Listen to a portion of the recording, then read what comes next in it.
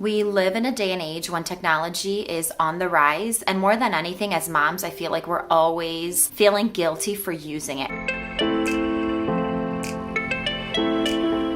But the truth is, technology can be used for really helpful things. Like when we're cooped up in the house during winter, having the kids do some online workouts comes in really handy. It also comes in handy In different seasons of life for important reasons. I mean, there is no reason to feel guilty. You can always assess your use of technology with your children. If it's actually helping them grow, then I'm sure that it's beneficial.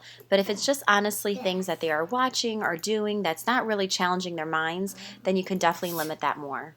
If you have a bad evening and you want to spend time with your spouse, it's okay to let your kids watch a show so that you can get some quality time into your marriage. I should mention my husband is in the tech field, and so he always encourages me to allow them to use it, especially things like they can code online. I mean, there's so many things they can do online that we were never able to do when we were younger, and there are so many educational things. It's absolutely amazing when you sit down and you look at everything they can do. Half of the things I didn't even know existed. So my oldest, for example, does coding. It's not part of school, but at times when they'll ask for screen time in the evening, it's something I resort to. So she'll do coding. We also do a game called Prodigy. It's a math game where they basically gain tokens and they can buy different things. Another one that we use that's an educational one is Teach Your Monster to Read, which reemphasizes reading. Another one that we used was Hoffman Academy. We loved it while we were doing it, but I think because it went so slow, my kids needed something that was a little more at their own pace where they could advance. And the problem was some of the songs I could barely keep up with teaching them.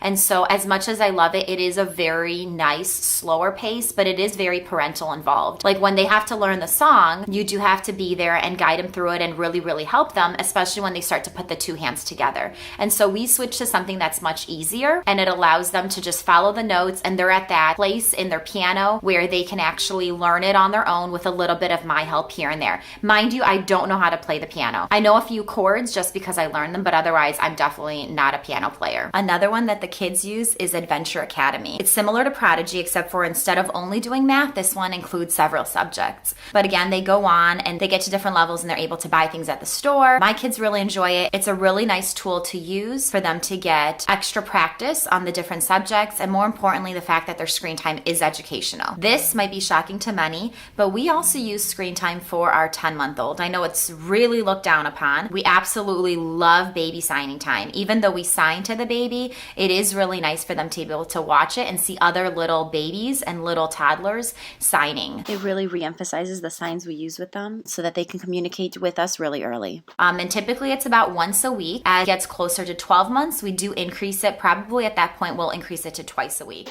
But the point is that technology can really be used in many beneficial ways. So I hope this just gave you some ideas of how we use it.